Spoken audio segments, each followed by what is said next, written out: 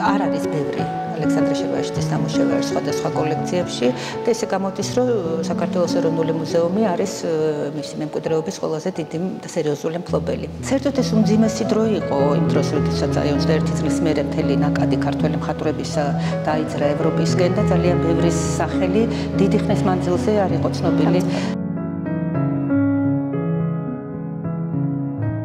ხანდაზმული იყო უკვე, რომ უნდა 90 წლის იყო, უნდა დაბრუნება საქართველოში და აფხაზეთში სამხატვრო სკოლის გახსნა. სერჟ ლიფარი 1924 წელს ეწვია პიკასოს სახელოსნოში და ძალიან მოეწონა ეს ნამუშევარი და სთხოვა უფლება, რომ მისი სპექტაკლისთვის ფარდის სახით გამოეყენებინა ეს ნამუშევარი. სურათების გალერეაში შარშან მთლიანად განადგურდა. როგორც ვიცი, 300 ნამუშევარი არაჩვეულებრივი კოლექცია იყო. იქაც ძალიან სამწუხარო არის ეს ფაქტი.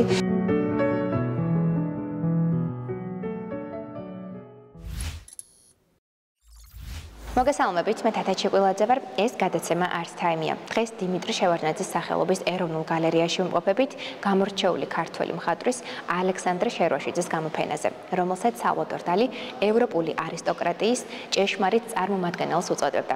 როგორც ხედავთ, წინ საინტერესო გადაცემა გელოდებათ, ასე რომ დარჩით ჩვენთან.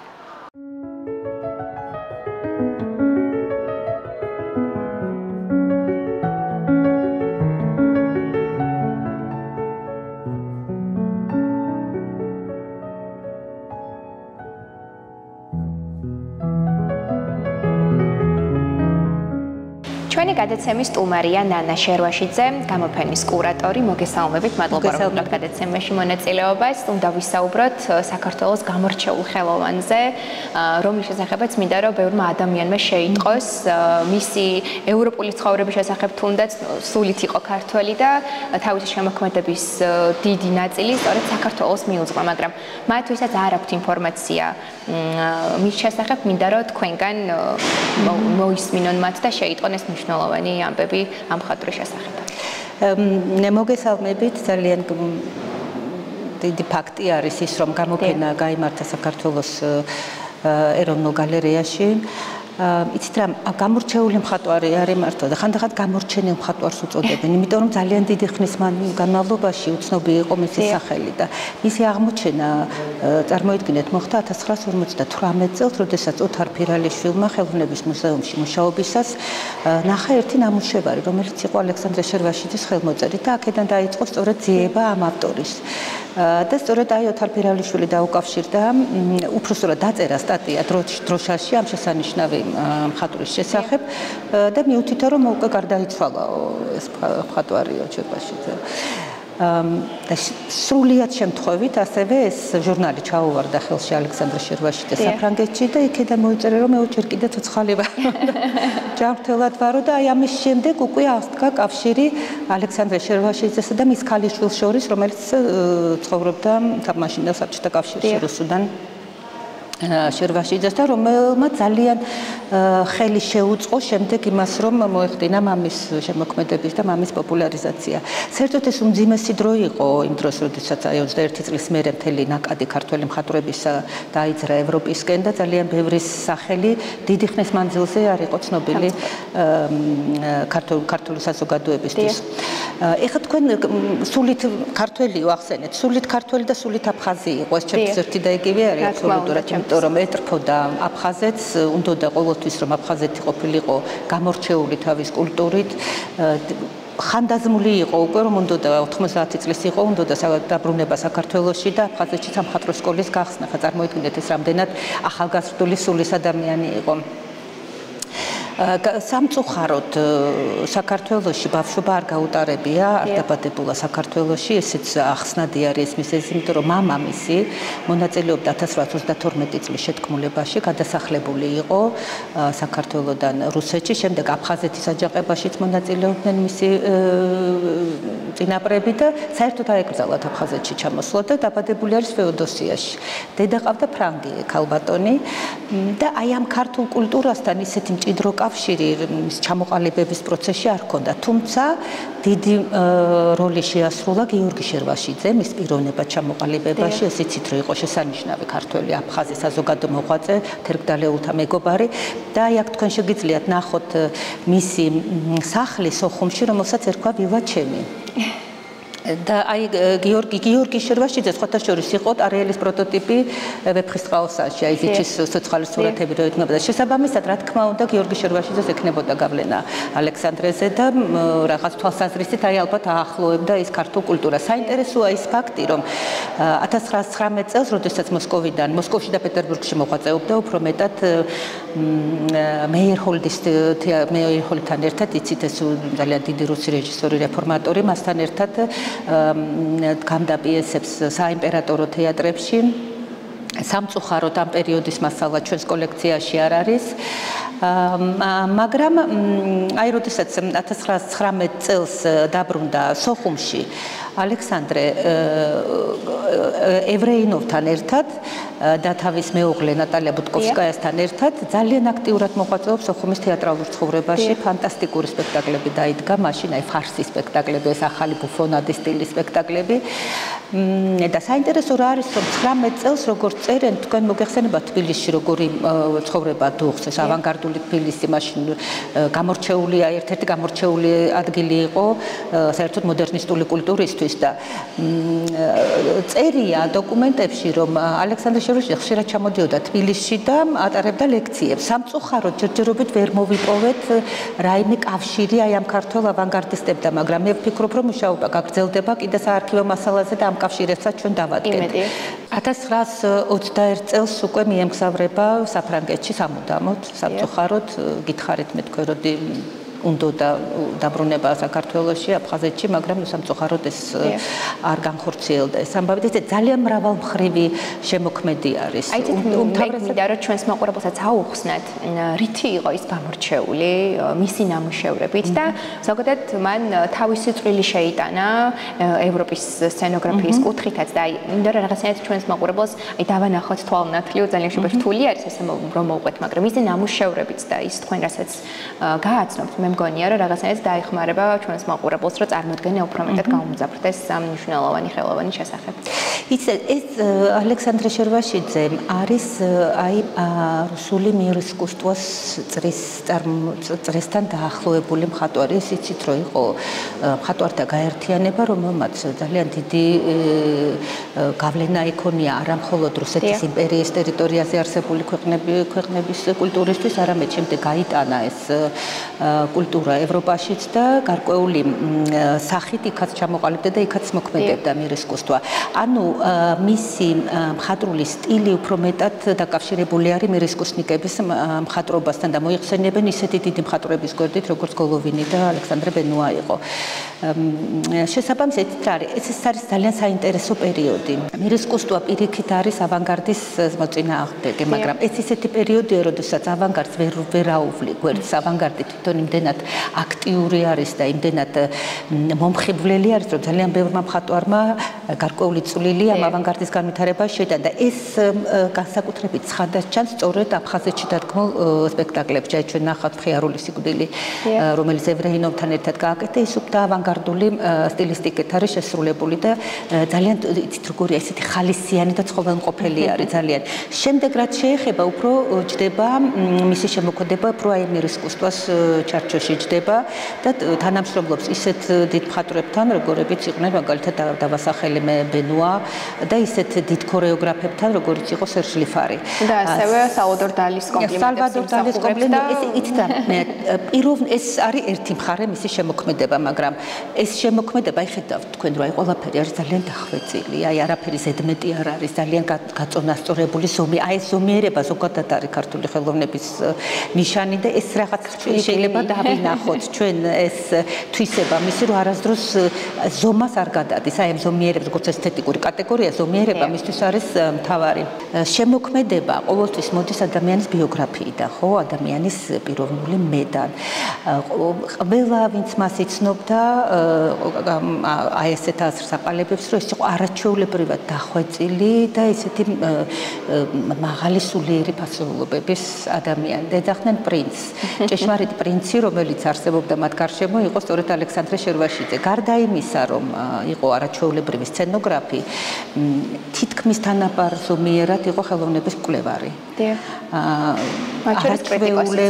არაჩვეულებრივი კრიტიკოსი ვერ განსაზღვრავ იმ პერიოდში ვინ შეიძლება და ყოფილიყო მასზე უფრო დიდი თქვათ იმ რუსულ სინამდვილეში რომელიც აი ეს ზუსტად და ძალიან სხარტად აღიქვამდა იმ ახალ მოვლენებს რომელიც ხდებოდა კულტურაში და წერდა ამის შესახებ ჩვენ გამოფენილი გვაქვს ახლა Zalato Eruno, ესეთი ჟურნალი გამოდიოდა, რომელშიც არის სწორედ ალექსანდრე შერვაშიძის სტატიები და ეს არის არაჩვეულებრივად ზუსტად ასახავს სწორედ იმ მხატვრულ ცვლილებებს, რომელიც მასში ხდებოდა რუსეთში და ეწინააღმდეგება ალექსანდრე ბენუას, სხვათა შორის აი თავის უახლოეს მეგობარს და თანამოაზრეს.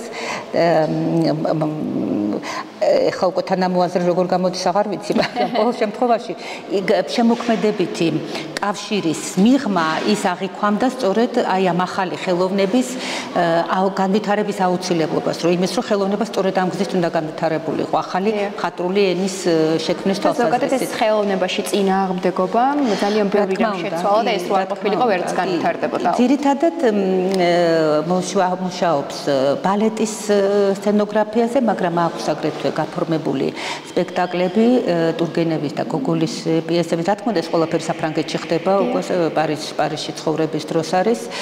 არაჩვეულებრივად აღიქვამს თვითონ სცენას პიესის შინაარსს და აი ამ პერსონაჟების დახასიათებას. აი ჩვენ მე ვნახავთ, რომ ის მხოლოდ კოსტიუმებს არ ქმნის, არამედ პერსონაჟის დახასიათებას იძლევა. მე ცალკე მინდა კიდევ აღვნიშნო მისი ავტოპორტრეტების შესახებ. თქვენ ნახავთ ამ ავტოპორტრეტებს და ერთ-ერთი საერთოდ ამ პერიოდის მხატვრებს ახასიათებთ რაღაცა ირონიული განწყობა საკუთარი თავისათმით და აი ნახავთ თქვენ ერთ-ერთი რა თქმა უნდა ერთ-ერთი ავტოპორტრეტი რომელზეც შიშველი არის გამოსახული მოლბერტის წინ. რაც შეეხება ახლა ამ რუსთაველის ბალეტს რუსთაველის შესახებ, რაც ასევე ძალიან მნიშვნელოვანი ფაქტი არის ზოგადად.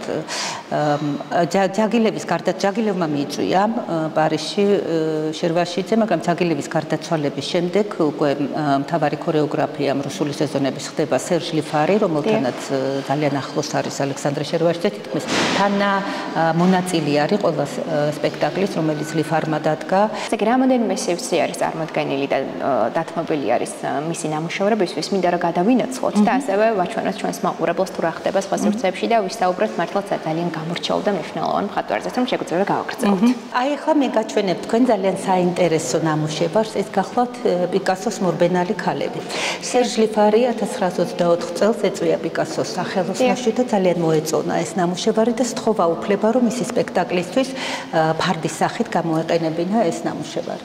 და წარმოიდგინეთ, პიკასო მოთხრა რომ მე ამას ერთ ღამეში როგორ შეასრულებდა, ამხელა ეს ძალიან მცირე ზომის ნამუშევარია. ალექსანდრე შერვაშიძეს სთხოვა სერჟ ლიფარმა და ერთ ღამეში ალექსანდრე შერვაშიძემ აი ამხელა უზარმაზარი ფარდა გააკეთა. ეს ფარდა ახლა ინახება ვიქტორიას და ალბერტის მუზეუმში ლონდონში და როგორც ვიცი მე ვინც ნახა ძალიან შთამბეჭდავია და თვითონ ამ სპექტაკლის დროსაც დიდი შთაბეჭდილება მოუხდენია. პიკასო შეახტოვანდა ამ ნამუშევრით, რომ მივიდა და ხელი მოაწერა როგორც თავის ნამუშევარი. საინტერესო. აი 1958 წელს სწორედ მას შემდეგ რაც აღდგა უკვე კავშირი საქართველოსთან ალექსანდრე შერვაშიძემ, რომელიც ეტრფოდა საქართველოს და სურდა ყოველთვის რომ დაბრუნებულიყო, თავისი შემოქმედება მთლიანად აჩუქა, გადასცა საჩუქრად ხელოვნების მუზეუმს და აფხაზეთის სურათების გალერეას. 1968 წელს გაიმართა პირველი დიდი გამოფენა ალექსანდრე შერვაშიძეს, ეს გახლავთ აფიშა, რომელიც შეასრულა სხვათა შორის თენგიზ ქართველიშვილმა, აფიშა, რომელიც ახლა ჩვენთან მუშაობს, ბატონი თენგიზი. სამწუხაროდ იცით თქვენ რომ სოხუმის სურათების გალერეაში შარშან მთლიანად განადგურდა. როგორც ვიცი, სამასამდე ნამუშევარი არაჩვეულებრივი კოლექცია იყო. იქაც ძალიან სამწუხარო არის ეს ფაქტი. რა ვიცი, ახლა სიტყვები არ ყოფნის, რომ გამოვხატო ის დანაკარგი, რომელიც ქართულმა კულტურამ განიცადა აი ამ ხანძრით. თუმცა დღეს წარმოდგენილი ნამუშევრების რაოდენობა დაახლოებით რა არის? 270 არის ნამუშევარი, ახლა წარმოდგენილი და კიდევ არის, რა თქმა უნდა, მთელს ფონდს ვერ გამოვფენდით, ჩვენ მთელს კოლექციას კიდევ არის და ჩვენ ყოველთვის ძალიან ვფრთხილდებოდით ალექსანდრე შერვაშიძის კოლექციას, ყველაფერი აღწერილი არის და ძალიან დიდ სიმდიდრეს ვფლობთ ჩვენ ამ შემოქმედის. ეს იცით ყველაზე დიდი კოლექცია არის ალექსანდრე შერვაშიძის. საერთოდ არ არის ბევრი ალექსანდრე შერვაშიძის ნამუშევარი სხვადასხვა კოლექციებში და ესე გამოდის, რომ საქართველოს ეროვნული მუზეუმი არის მისი მემკვიდრეობის ყველაზე დიდი და სერიოზული მფლობელი. კი ბატონო. გავაგრძელოთ, შეგვიძლია სხვა სივრცეში გადასვლა და ისევ მოვუყვეთ ჩვენს მაყურებელს. აი ძალიან საინტერესო არის ეს სპექტაკლი ვენის ხილვები. არაჩვეულებრივი ესკიზებია კოსტიუმები სრულიად განსხვავებული თუ ხედავთ აი არაჩვეულებრივი გრაციოზულობა და სინატიფე იგრძნობა ამ კოსტიუმის ესკიზებში. ეს იყო ცნობილი ბალეტი, რომელსაც იცით რა ძალიან დიდხანს ვეძებდით, ვერ პოულობდით რა ბალეტი იყო ეს და შემდეგ აი წერილების მიხედვით ლარიონოვისთან წერილი, ევრეინოვის წერილი, აი ამ კვლევის შედეგად ადგინდა, რომ ეს არის ვენის ხილვები. მოდაში იყო მაშინ მოდერნისტულ ხელოვნებაში ბანკოს თემატიკა და ძალიან ბევრი მხატვარი მიმართავდა ბანკოს პერსონაჟებს. ერთ-ერთი გამორჩეული მათ შორის არის სწორედ ალექსანდრე შერვაშიძის მიერ გაფორმებული ბალეტი, რომელშიც მან გამოიყენა სწორედ ეს ბანკოს ატრიბუტიკა და არის მართლაც აი მშვენიერესი სანახავი. გარდა იმისა, რომ მუშაობდა სცენოგრაფიაში, ფერწერაში, გრაფიკაში, ნახეთ თქვენ მისი ფერწერული ნამუშევრებიც არაჩვეულებრივი ოსტატობით მუშაობს წიგნის გრაფიკაში. თქვენ შეგიძლიათ აქ ნახოთ მის მიერ გაფორმებული წიგნები, ეს არის აბავშვო ზღაპრები თუ სხვა ნამუშევრები მისი. იცით რა, აი ორი სიტყვით რომ ვთქვათ, აი რას წარმოადგენს ალექსანდრე შერვაშიძის შემოქმედება. ძალიან რთული არის შეჯამება, რატომ არის ძალიან რთული? იცით, ეძებს ჯერ კიდევ კვლევის პროცესში არის.